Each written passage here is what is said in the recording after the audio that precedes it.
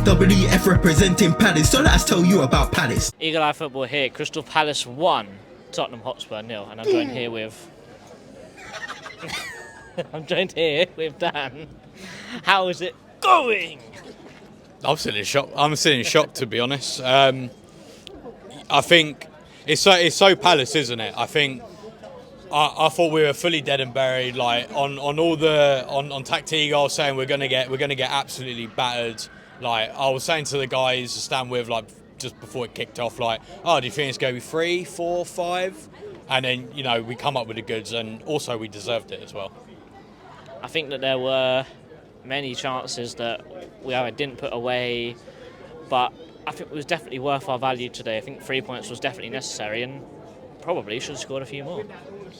No, absolutely. Like I said, I think we deserved that win. I think we shut out Spurs really well. We pressed them, which is the first time I've seen us properly press this season. Pressed them this season. We didn't allow them to turn, and we really made it difficult for them. Like I can't really remember that many clear-cut chances that they had, if any at all. I mean, I know they played in Europe in the midweek, but we made them look very average today. And in terms of attack, like I think it was slightly different today because I think Sarr gave us a lot more width today, and I think it allowed Munoz, who I think prefers to underlap, like prefers to be in that kind of half channel there, and then I think Sarr was then able to then go wider, and then Munoz was going there, and I think just having them one dangerous flank, I think just made it so much easier for us to progress the ball. And also, I think we progressed the ball through the middle a lot better. I think everyone just had a bit more confidence about them. We were happy to ping in a pass that was a bit risky, and yeah, I think we fully deserved that. Yeah, we definitely showed that we were playing with a lot more confidence than we have been doing and also, last few games. And also just with that, the second balls as well, like we were winning all of those, and against a team like Spurs, that is the biggest difference. Well, going back to the press a little bit, Spurs looked very, very average when you actually pressed them up high. Like Vicario, who I always thought was really good at distributing the ball, looked like he crumbled under pressure. Same thing with Van der Ven, same thing with Romero.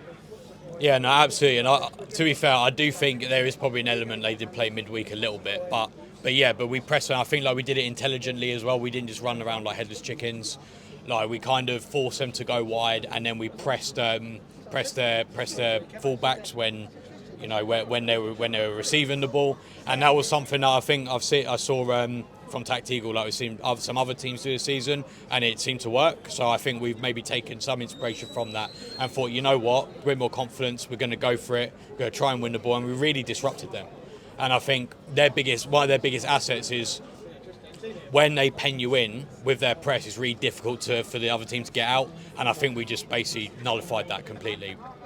Dan, there's been a lot of good performances today, but who would be your man of the match? I said earlier, it's Maxence Lacroix. I think, especially when this week there's been so many question marks, there's been people talking, I think because it's free, saying, Anderson's our biggest miss, etc., etc. I mean, whilst that's completely ridiculous, I think Lacroix, for me, showed everything Anderson does, and even better. Like, he swept up everything, anything that went in behind. He got his ball in, he got his ball. He got his body in front of the ball many times to win that ball back.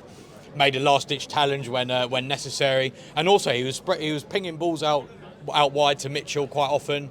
Like honestly, 10 out of 10 performance for me. I thought he didn't do anything wrong. Dan, up the Palace. Up the Palace.